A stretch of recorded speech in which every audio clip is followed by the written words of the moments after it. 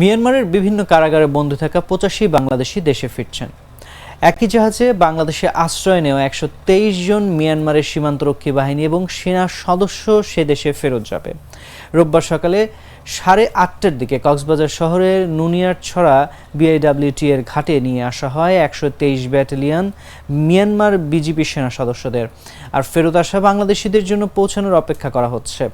এদের নামিয়ে মিয়ানমারের নিরাপত্তা বাহিনীর সদস্যদের নিয়ে জাহাজ আবার রওনা হবে। কক্সবাজার জেলা প্রশাসনের অতিরিক্ত ম্যাজিস্ট্রেট মোহাম্মদ আতাউল গনি ওসমানী জানান, মিয়ানমারে কারাগারে বন্দী থাকা ৮৫ বাংলাদেশি কারাভোগ শেষে বাংলাদেশে ফিরছেন।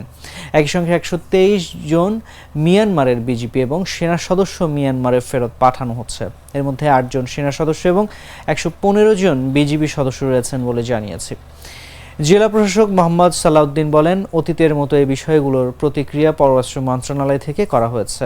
আন্তঃবিভাগীয় সমন্বয়ে জেলা প্রশাসন, বিজিবি, কোস্টগার্ড, পররাষ্ট্র মন্ত্রণালয়, মিয়ানমার কর্তৃপক্ষ করেছে। একই রকম প্রক্রিয়া এর আগেও কয়েক দফা হয়েছে।